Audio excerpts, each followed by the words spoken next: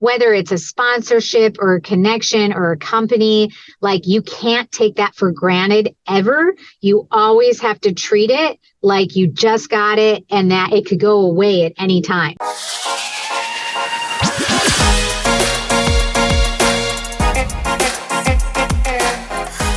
Hello and welcome to episode 172 of the Smart Agents Podcast. As always, my name is Michael Walter and I'll be your host. Joining us today is Melissa Tucci, the official real estate agent of the San Diego Padres. With more than 23 years in the industry, Melissa has won countless awards, including being the #1 ranked Coldwell Banker agent in California for 5 straight years. Using a relentless work ethic and expert market knowledge, Melissa became the only agent ever endorsed by the San Diego Padres, serving all members of the organization. Throughout our conversation, Melissa touched on a wide variety of topics, including how she markets her properties, being in tune with your entire market, the importance of going above and beyond for any partners or sponsors you gain, and her #1 tip for new agents breaking into the business. But before we get on to today's featured interview, the all-new Smart Agents magazine has launched and is full of insights and strategies designed to help real estate agents grow their businesses. Inside, you will find interviews and advice from leading real estate professionals, marketing tips to flood your business with leads, and even swipe and deploy files full of practical tools to enhance your business. Subscribe now to receive your copy of the printed magazine each month and instantly get access to our online agent community and members-only templates. Click the link in the episode description or go to smartagents.com/magazine. Also, if you enjoyed this conversation, be sure to like and subscribe. The Smart Agents Podcast streams on all major podcasting platforms such as Apple Podcasts, Google Podcasts, Spotify, Amazon, and of course, YouTube. And finally, if you or someone else on your team has an incredible story or real estate tips to share with our community, send us a message at feedback@smartagents.com. We're always on the lookout for new stories to share. All right, let's get on to today's featured interview with Melissa Tucci. I really enjoyed our conversation, and I hope you do as well. So really, the way I like to start everything out is if you could just introduce yourself to us a little bit, who you are and where you're at in the country. Okay, perfect. So my name's Melissa Tucci. I'm a real estate broker with Coldwell Banker in San Diego, California. I've been doing real estate for almost 23 years now, and I work all over the county and city of San Diego and love what I do. Very much a passion. I always tell people it's not a job, it's a way of life. And so I'm happy to be here.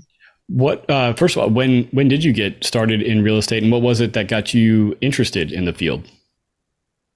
Yeah, so I got started about 23 years ago, and prior to real estate, I was selling yellow page advertising, which is door knocking, cold calling. Really, it was a tough one. For every 500 no's, you might get one maybe.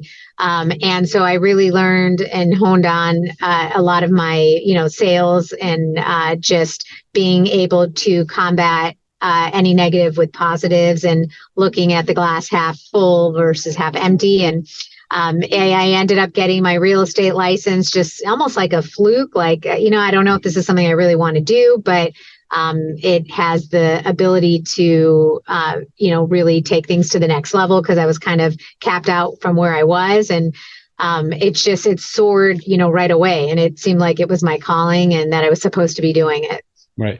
So when you first got in, how did you start getting business? What were you doing to start build that sphere and start, kind of scaling things up? Sure. So I actually would call expired listings, and that's where when the listing is no longer active and, the sellers are frustrated. Why didn't it sell? My agent didn't, it's amazing. You hear all these different stories, sometimes it's the property, sometimes it's the agent, et cetera. But I was so new when I did it, and it was kind of like fake it till you make it kind of a thing, just because I'm like, I have the people skills, I know about properties.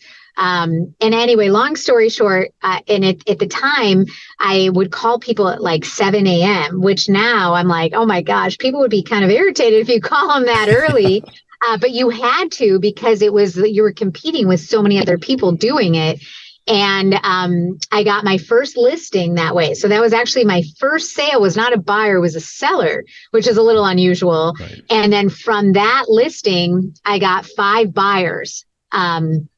from buyer leads of that listing. And then it just kind of, spun off from there. And it was just, I just kept on ramping it up more and more and more.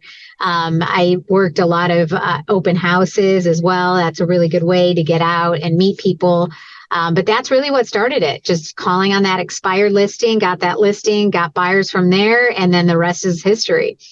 So with that expired and getting so many referrals from it, I think that's a great way to, you're working with people that maybe were frustrated with an agent. And if you're able to come in and get them across the finish line, get their home sold for them, you're automatically, you should be like the best person they've ever met by then. And right.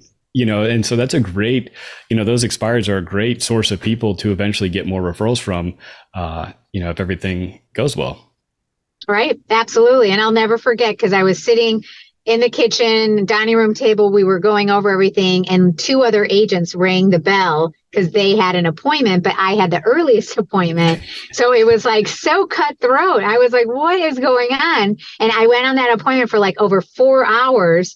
And when it was all said and done, and the guy had owned other properties, and he was just like, you were the best agent I've ever had. And it was like, it was just amazing, but I put everything into that, and I still try to do that, obviously to this day. Right. And, for new agents, but then seasoned agents, how important is it to really put everything you have into each listing that you do have so that it does generate more business down the line? You have to do it, because if you don't, it's just a wasted effort all the way around. I mean, this is people's biggest assets. It's their biggest investment, and people want that extra customer service. They want you to go above and beyond. And, my whole philosophy is always, the customer comes first, the client comes first. I always try to answer my phone or respond, quickly or immediately, and just do a very systematic and strong marketing plan. Always give updates, always be professional. I mean, it's really, you only have one chance to make the best first impression. And then you also have to, be there for them and listen to them and give them feedback and guidance. Like, you're not just, they're a real estate professional, but a lot of times people just need guidance, forecast what's going to go on with the market. I mean, obviously no one has a crystal ball, but you need to keep up on the education side as well as the personal side to be able to have them have that comfort level and build that trust. Because then with that trust, they're going to listen to you and respect what you have to say and, follow your guidance. Right. And you touched on it. It just, how much stuff you have to do as a real estate agent. And that doesn't include, real life and all the other things that come up as, real estate agent is not a 9-to-5 job where you can turn everything off. There's so many different things you need to do for that one listing, let alone if you have a whole bunch other going on.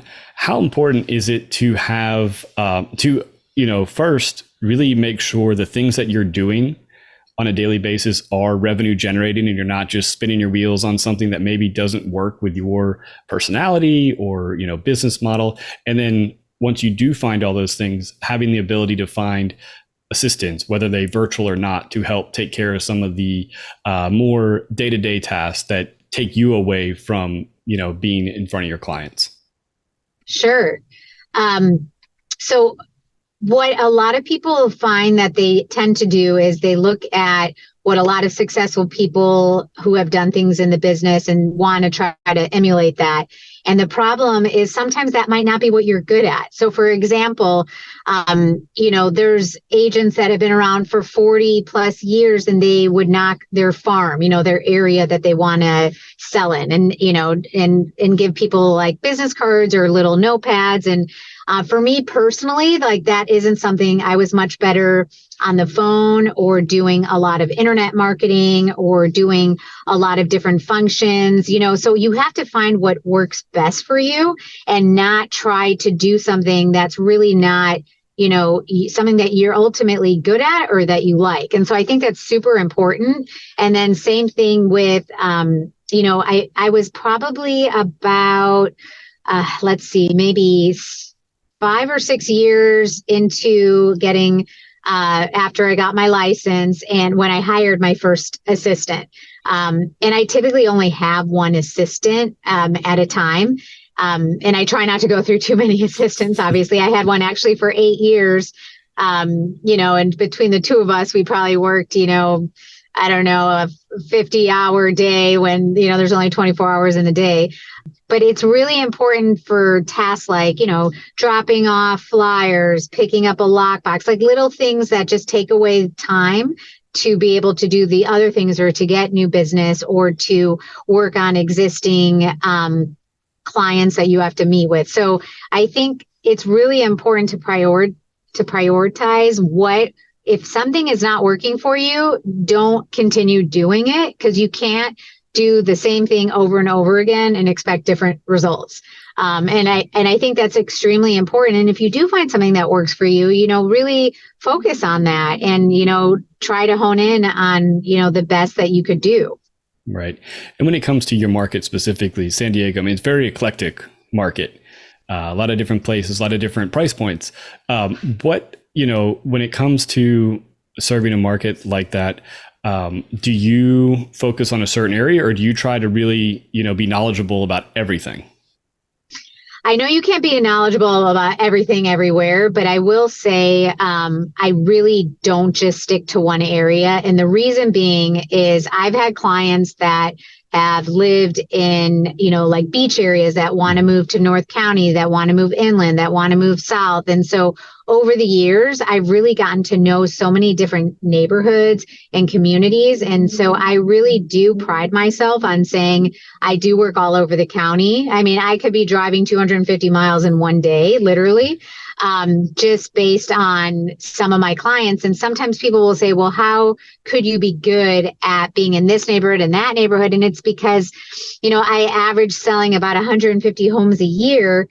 And if I've been doing this almost 23 years, there's a lot of properties in San Diego, but it's a smaller community overall. And you really do get to know different niche neighborhoods. And that way you become more educated for your client who's maybe not finding what they like and what they think is their neighborhood that they want to be in. And it's like, you know what, why don't you consider this? And then I can make different recommendations as well as when I'm listing a property. A lot of times if a neighborhood specialist will say, well, I'm the neighborhood specialist and, go with me because, I live in the neighborhood. But the thing is that most of the time that person who's buying does not live in the neighborhood. And you really want someone that has an exceptional marketing plan that's going to get the most amount of traffic and people to that neighborhood. So there's two ways of looking at everything. And I, really stress that obviously you can't be good at everything everywhere, but, with the amount of experience, I really feel confident in being able to say that I could do the best job and better, than my peers based on my history and work ethic and, just all my, statistics and whatnot over the years. Right. And, tell me a little bit about the type of marketing that you do for your listings. I have to imagine with the success that you've done, the success you found that you've definitely found what works to bring buyers to your listings. Well, when I first got into the business, you always had to advertise in like the main newspaper, right? And people would get these full page ads. And now people are like, what's the newspaper? Right. It's like people aren't even reading the newspaper anymore. So really, obviously when I first get a listing, I always like to do, high-end professional photography, virtual walkthroughs, 3D Matterports, drone footage, video. So that's really important to have, the presentation, because again, you only get one chance at making that first impression. And then from there, I'm on a television show that's called The American Dream that started in San Diego about 12 years ago, and it's in almost 100 cities now. So I get to feature my clients on that television show that actually goes on TV as well as Amazon and Roku as well. I'm on a radio talk show. I have a live podcast that I advertise on, a Facebook Boost podcast as well. Do extensive internet marketing. So I'm a premier agent of Zillow, Realtor.com, and Trulia. A couple of years ago, I hired a marketing company that systematically posts 5 times a day for me.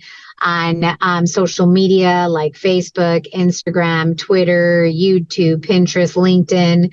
And I, of course, do like broker caravans. I do e-blast to agents all over the county, as well as throughout California and even out of state. So I'll advertise in the Wall Street Journal, the Robb Report, Jet Set Magazine. I do a ton of blogging. I mean, I could go on and on. I have a really systematic marketing plan.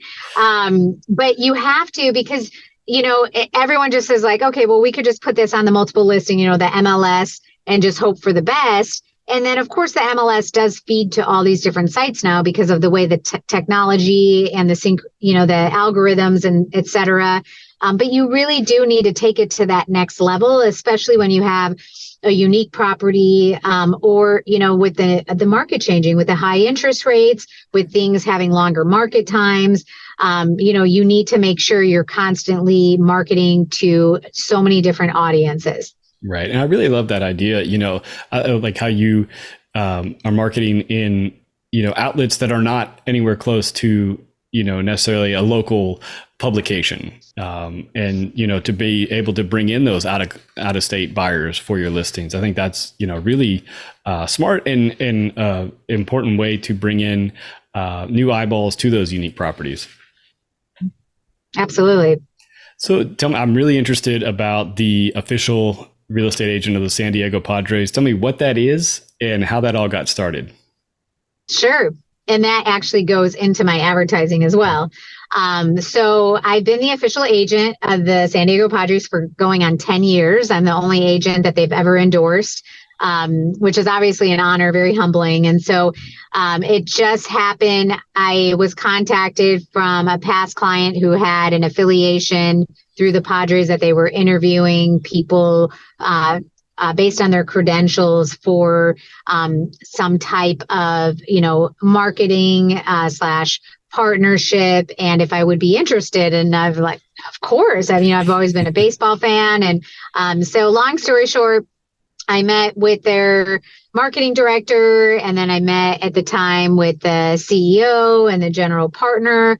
And they presented based on, they wanted someone with a certain track record and statistics, et cetera, of course, to make sure, because they would want to endorse me. And so we were able to come up with a partnership where I would be able to also benefit, meaning I have advertisement on their TVs during the game. I'm on the billboard, on the signage. I get to advertise with all their season ticket holders, their marketing partners. And it took, everyone, of course, it's glamorous and it's like, oh, do you help all the players? And I mean, the reality is a lot of the players, because they get traded often, don't end up purchasing, they end up renting. But it took me probably a good 6 years to really earn my keep with the organization and have people get to know me and trust me. To be able to get the referrals within the organization. So ownership, front office, and players. And so it's been amazing. I mean, it's one of those things where not only do I get to help a lot of the Padre players and a lot of the staff, but then, of course, with all of the marketing and advertising as well, that is just additional exposure for my clients, my listings, and just getting, like some more eyeballs on everything. Right.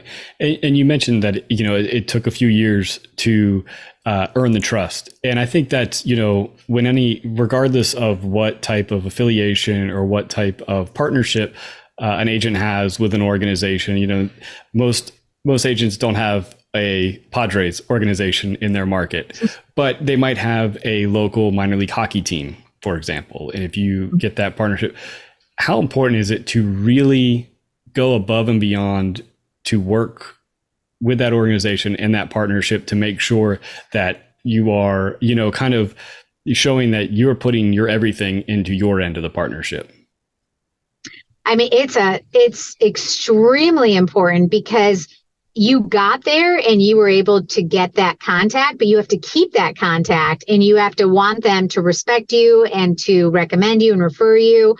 And so, I'll do anything for clients. Like I'm always available if someone needs to call me at, 10 or 11 o'clock at night. And a lot of people aren't like that. But for me, I just put my clients first. And I go above and beyond. So it's not just for the Padres and all of their contacts, but it's for everyone. But, especially when you get something to that caliber, where, I'm the only agent that they've ever personally endorsed versus other MLB teams might have, a company that they endorse, but not an individual. I have to make sure that everything is absolutely perfect and that I go absolutely above and beyond, but that's just who I am and what I do anyway. But of course, it's very near and dear to me because I worked very hard to get it and to sustain that relationship.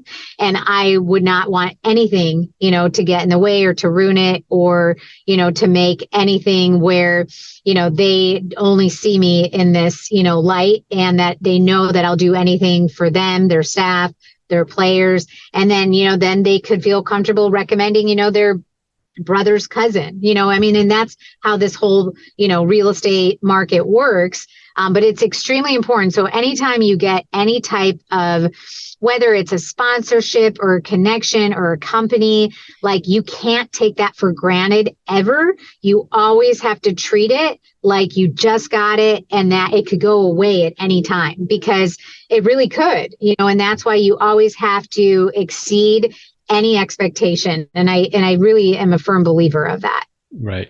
And, with an organization like the Padres and, if somebody had a partnership with a business that maybe is opening up a new branch in their area, how different, I have to imagine the relocation part of the business has to be pretty big because you have a lot of people, coming in from maybe other organizations or, they're brand new to the Padres organization or they're moving up from a minor system in maybe Arizona or something like that. How much of your business and the dealings you have with those clients is that, not just the home itself, but the area of town that you're recommending they live in and things like that based on their families? Sure. So it's a little different with the Padres players because a lot of them want to be closer to the ballpark, but not too close. So when they're first transferred here, especially if they don't have families or kids or anything like that, a lot of them want the walkability to the ballpark. But then when you get after a couple of years, you're like, I don't want to be able to walk. I want to, be able to drive and get away a little bit. But usually it's more of like a 20-minute drive max because you have to remember with all the games they play and travel to the airport, you want to you don't want to have an hour drive going to and from. So it kind of limits some of the areas. And then of course, a lot of them talk amongst themselves too, like, oh, I live here. And then of course, especially if they're being relocated from, out of state, you think San Diego, you think water, you think ocean, right? And so then people want, to focus on having, an ocean view. So there's so many different, facets with that. But I, of course, always listen to what they need and give my recommendations in that respect as well. Yeah.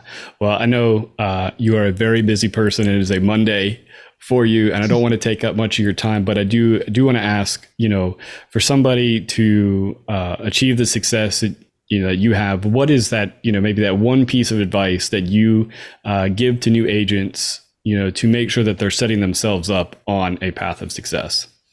Sure. I think it's super important to have work ethic. And sometimes you can't teach that, but you could try.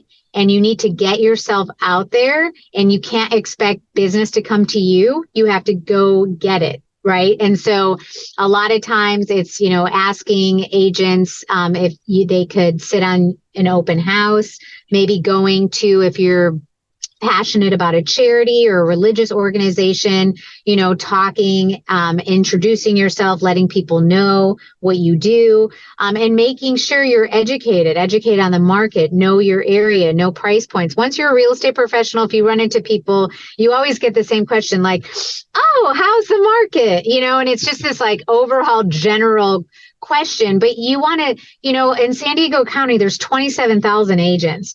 And, typically 10% of the agents do 90% of the business. And you want to be that percentage that people listen to and know that you know what you're talking about and that you're knowledgeable. And obviously, when you first start out, sometimes you don't know a lot, but that's why you have to try and find what works for you. And if you feel like you're kind of going on like a hamster wheel and it's not working, then do something else. Because like I said before, you can't expect different results by doing the same thing.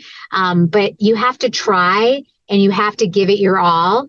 And, and if you do that, I really do think that you could be successful and find out what you're good at. Because some people might be good at, door knocking versus cold calling versus your sphere of influence, contact your dentist's office, your doctors. I mean, the sky's the limit. And especially too with internet marketing and social media marketing, there's so much you could do. Because when I started, we didn't have, the social media marketing that the way it is now.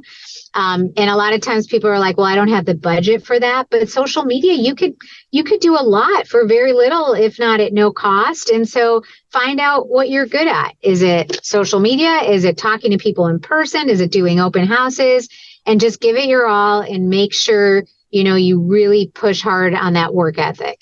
Yeah, absolutely. And I think, just by putting your all into every single listing, I mean, you never know what one thing might lead to the next. You never know that who somebody might know that they refer you to, and then all of a sudden you're, doing stuff with the Padres or some other organization in your market. Right. And I'll leave you a perfect example. I had met a client years ago at an open house, and they had a very small condo that I sold to them. And we, and I like to keep in touch with clients, and update and follow up. I do quarterly gifts, that's a whole nother thing too, but staying in front of people. And they ended up having a contact that they were the trustee on, and it was almost a $6 million property from something that started out as a few $100,000, walk in at an open house. And you build these relationships. And if I didn't do the open house that day and I didn't keep in touch with them 10 years later, then they wouldn't have thought of me. So it doesn't happen overnight, but you just have to keep on building it up and up, and it'll happen. Yeah. Well, I do really appreciate you taking the time out of your schedule to talk with us today. I appreciate your time as well. Thanks so much for having me. I want to thank Melissa for joining us today and really appreciate her taking the time to share the advice gained over the course of her career. If you're interested in following Melissa, I've included links to her social media pages in the episode description. So once again, if you think you or someone else on your team has an incredible story or real estate tips to share with our community, send us a message at feedback@smartagents.com. Well, that wraps things up for this episode, but remember, follow the show wherever you listen to podcasts and make sure to subscribe to the Smart Agents YouTube channel. Again, I'm Michael Walter, and we'll see you on the next episode.